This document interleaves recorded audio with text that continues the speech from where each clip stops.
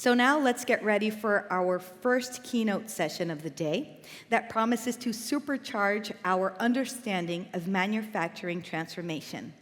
Our first guest is a seasoned expert in the world of digital manufacturing with nearly 3 decades of experience in the field. He has been at the forefront of innovations in plant automation and manufacturing systems and MES-related business consulting, spanning diverse industries as automotive, aerospace, medical devices, and high tech. Supercharging manufacturing transformation, delivering business value from shop floor to top floor. It's my honor to introduce our first speaker of the day, Shantanu Rai, Associate Vice President at HCL Tech. Your applause, please.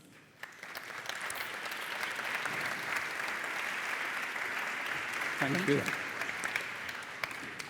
Good morning, Porto. So it's an honor and pleasure to be here among everybody, and it was a very pleasant evening and yesterday that we had time to spend with a lot of you.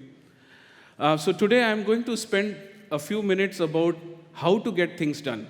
So yesterday we spoke a lot about what's the vision, what's the big picture. Today we are going to go down and we want to see how does the nuts and bolts work and how do you make things kind of gel together. So a lot of us in this room today, this is a story of our lives, right? We are flooded with information. Should we do this? Should we do MES? Should I do industrial IoT? What about IT/OT convergence and so on? So in this plethora of acronyms that get thrown at us, there is often a need, okay, is there a roadmap available that can help us navigate all of this industrial acronym that we come across? So what we've tried to do is put together 5 things. So in today's session, you will see this number 5 come across very strongly. And I personally feel that 5 is a good balance. It's not too much, it's not too little. So we have 5 things on the agenda, and we'll try to go through that pretty smoothly. So first of all, I'll spend a few minutes on the industrial trends. What's our strategy of supercharging manufacturing? I think for a long, long time, a lot of limelight was taken up by the fancier domains and technologies, and only now both governments and companies and countries are realizing that you cannot survive without doing well in manufacturing. So that's what we spent a few minutes on. And then the crux of today's session would be about how do we develop this roadmap. So without much ado, let me get started and see how things go from here. So yesterday, we had Jeff and Nick talk about how McKinsey and the World Economic Forum had laid down a roadmap. So I think we essentially feel that it's kind of a similar view. So the left hand is what you have already seen, what Nick and Jeff spoke about yesterday. Yes, Industry 4.0, digital manufacturing are key things that are happening across industry verticals. And what McKinsey had tried to do here is club them across where the impact is the highest. And I don't think anybody in this room would debate the amount of impact that these technologies is having on manufacturing. But the key that we come across is the portion, the bottom of the screen, which is what are the roadblocks that we are seeing? How is it that we can make Industry 4.0 a reality? 3 challenges that we are seeing in all our discussions is that there is the movement from a pilot to a full-fledged deployment is always laden with challenges. There are resourcing issues, there is master data issues, there are cost of scaling issues, all of which are hampering the absorption of this technology into the manufacturing process. Now, all of us in this room really would benefit at a higher speed of absorption. And what my focus here today is, let's kind of get our heads together as what is it that will make it easier. The missing piece in all of this is technology vision for technology's sake will not give velocity. Okay? Technology itself will not give velocity unless it is driven by business value. So again, in our own limited experience that we have had as a company and as individuals, the word business value cannot be overemphasized.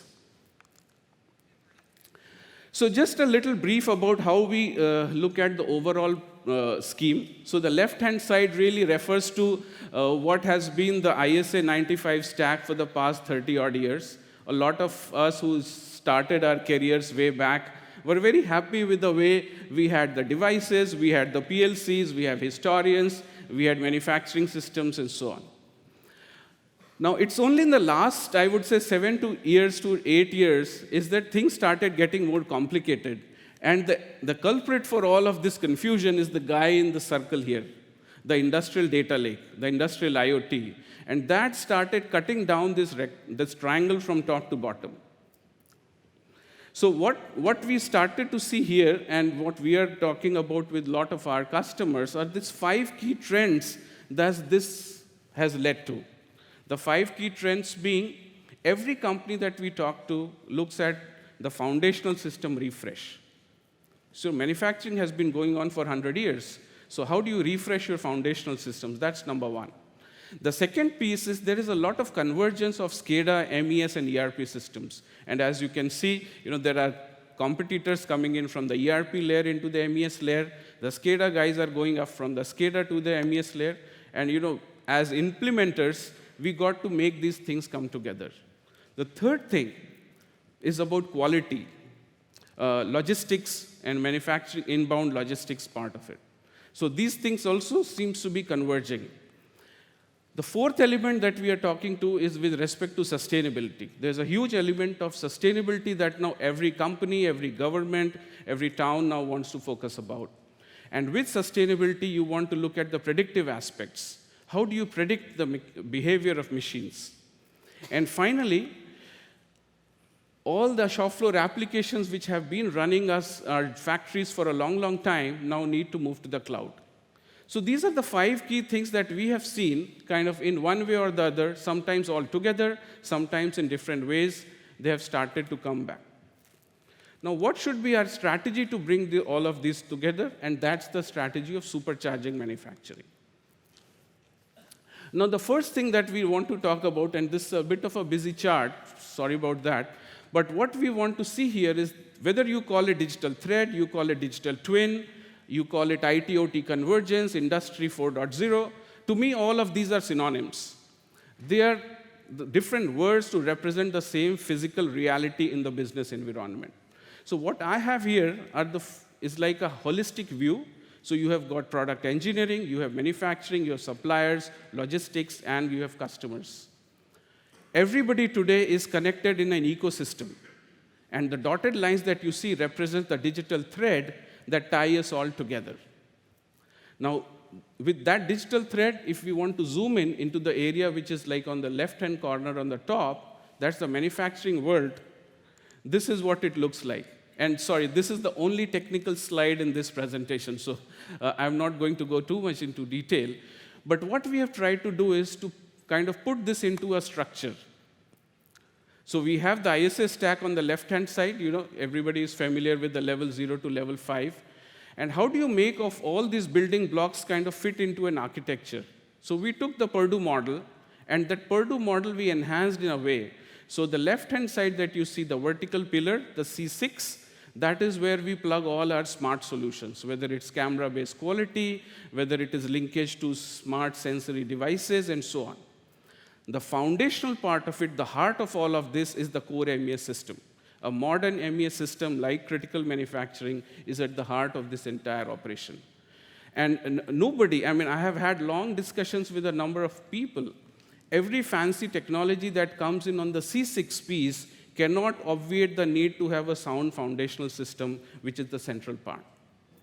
The left-hand side shows the manufacturing engineering portion, which gives you the manufacturing bill of material, process plans, factory layouts, and so on. That comes into the central piece.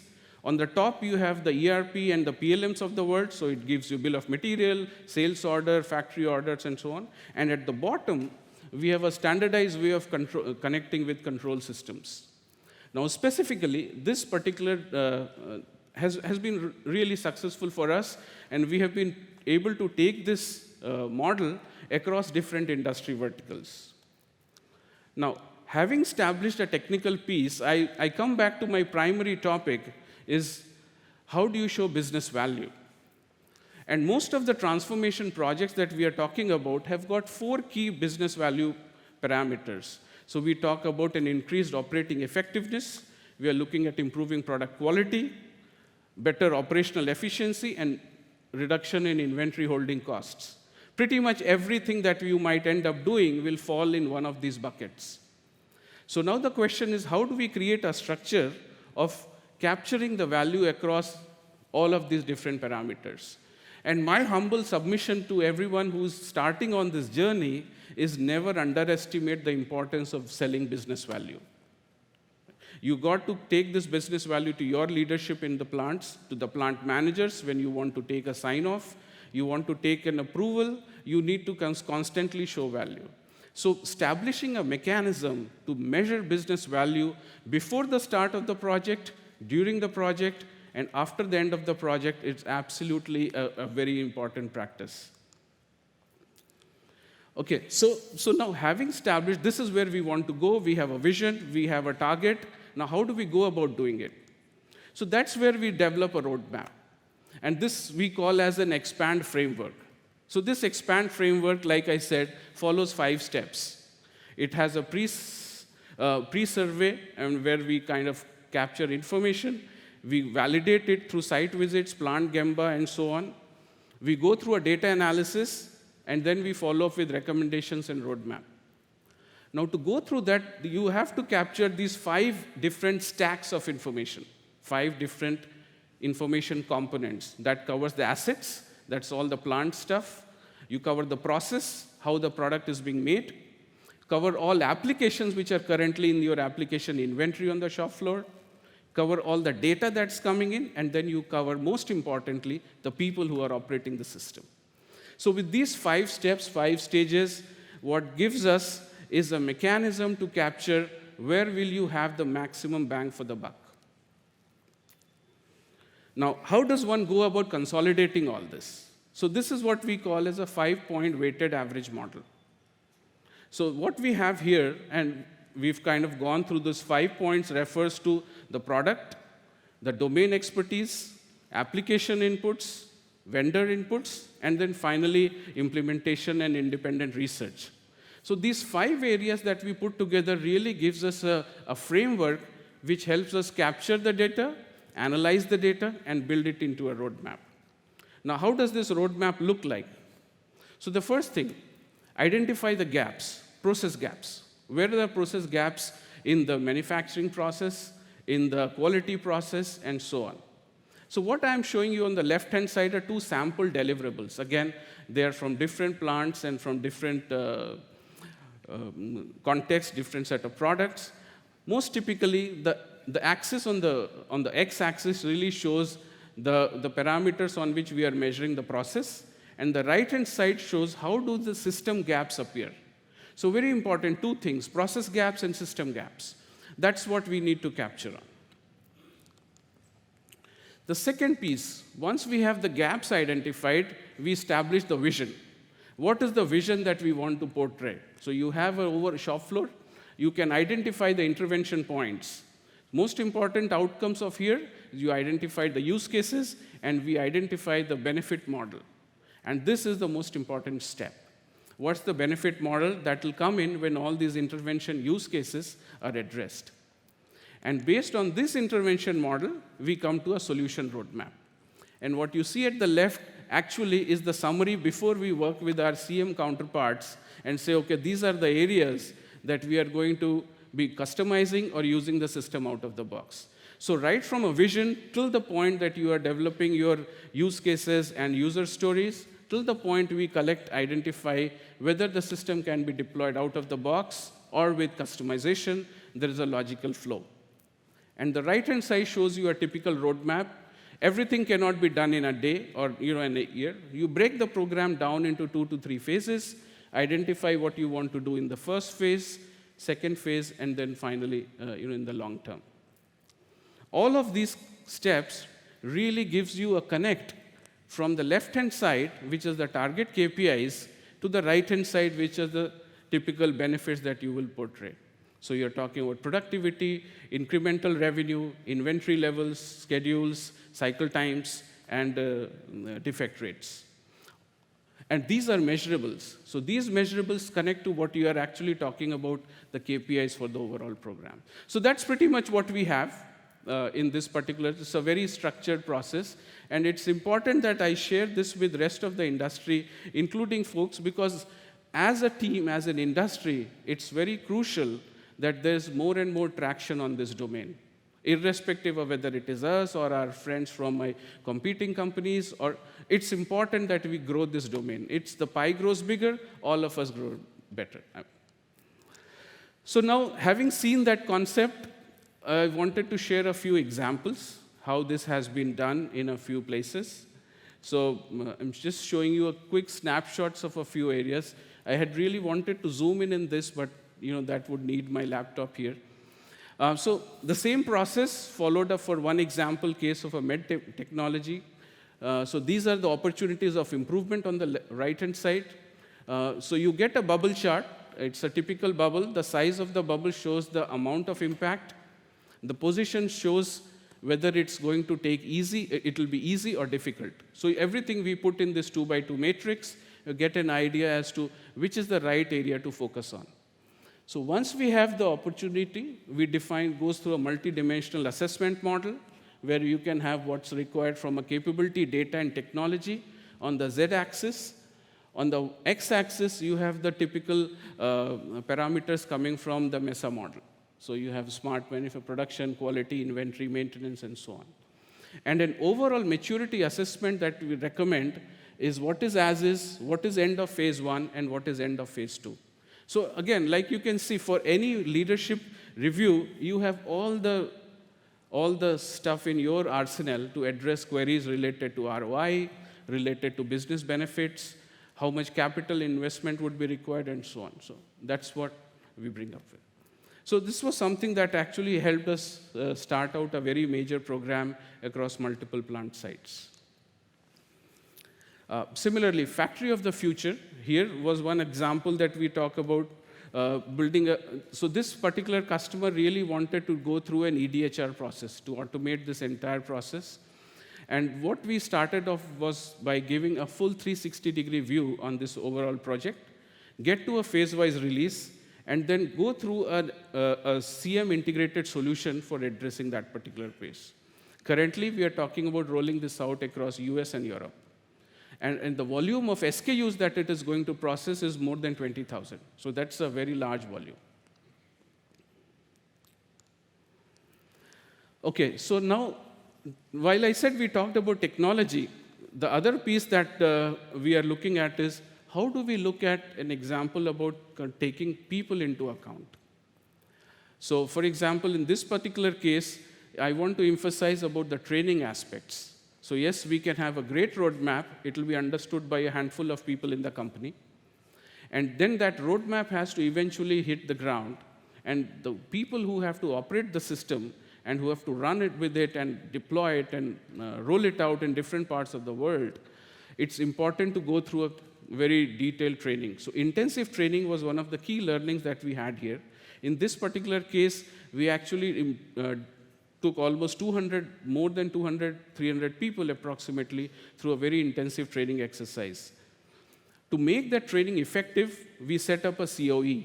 And it is always recommended to have a COE focused on this piece.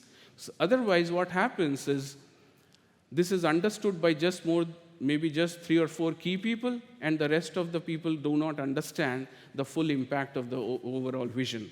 So having a COE model along with the implementation team is very, very crucial. Okay, so I think as an overall story, this is what I wanted to share as a quick summary that I want to touch upon. Again, 5 key things that we have to keep in mind for stuff of this type. Again, domain expertise, which is very important. So whatever we are talking about, having a good domain expertise of that business. The second piece is with implementation on the shop floor. The point at which most of the programs have lost a lot of money is when integrating with the shop floor. So that's number 2. Number 3 is your partner who needs to have a skin in the game. A deployment on the shop floor is never so easy a cut and dried like a contract. So having a skin in the game by all the parties concerned is very crucial. Fourth point is give a heed to feeder projects. So feeder projects, and I think yesterday we heard about how Integer had rolled a solution. Feeder projects are projects which support your overall deployment. And having a proper focus on, for example, master data. So you cannot have master data lagging behind your deployment program. So master data has to be done upfront so that your rollouts can be done smoothly. And finally, the human factors. That's something that cannot be overemphasized. So again, something as much training you want to have, do not cut short on training. So this has been a few learnings that I thought we will share with you. Also kept a few minutes, maybe 5 minutes for any question and answers. And there is a small quiz that I want to share, just a quick question to end this thing on a lighter note. So this is one question, and before we can have a question and answer. So this is a real-life problem, and what I'm showing you here is a steel mill.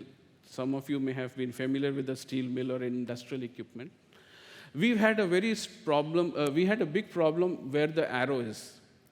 We had installed pyrometers, and the pyrometers were not capturing the temperature in a right way.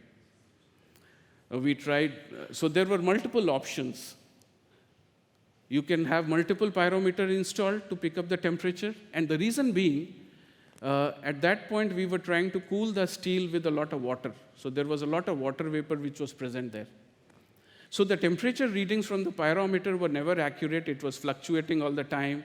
And we couldn't figure out a way, how do you get the right reading from the pyrometers? So one option was to use multiple pyrometers. Second option was worry if there is a software bug in the system. Third thing was whether we could use AI ML to streamline and cut out all of that and be predictive about it. And the fourth option was think out of the box of something else. So any ideas anybody wants to share how we could have addressed this problem? It's a very practical problem. You have an instrument which is not recording correct information. How do you handle it? You put more money, put more instruments, you put some AI ML. What could be an option? The first thing you need to make sure is that your process constraints, if you have understood them correctly. And then you need to think about, okay, is it a problem in the reading or not?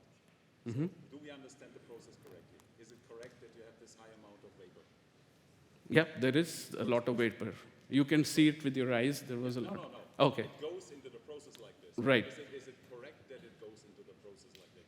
You see it's there, but is it required from a process perspective? First question. Okay. So, is it? Yeah, it is. Okay. It's part of the. Can you repeat the answer, please? We can't hear. Oh, okay. Sorry. So the first question, I believe, has to be that what happens in the process is really what should happen in the process. So that the high amount of vapor, which apparently causes some kind of problem, is really what is required. So Right. we can kind of take that out of the equation because you say it has to be. It has to be there because Okay. you have to, spray water to cool the.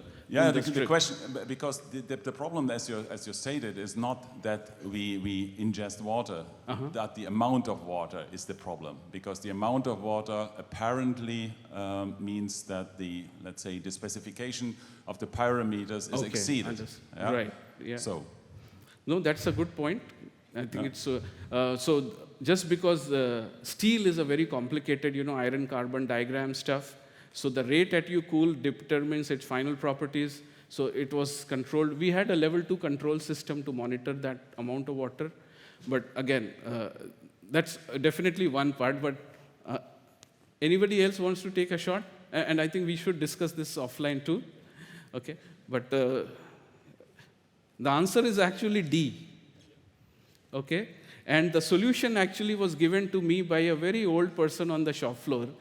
What he said was, install a fan.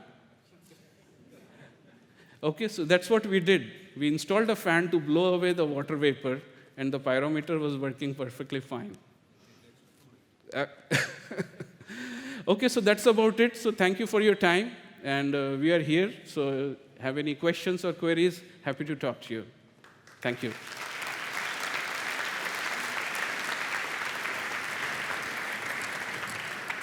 Thank you so much. Thank you. Oh, You could leave it there. yeah.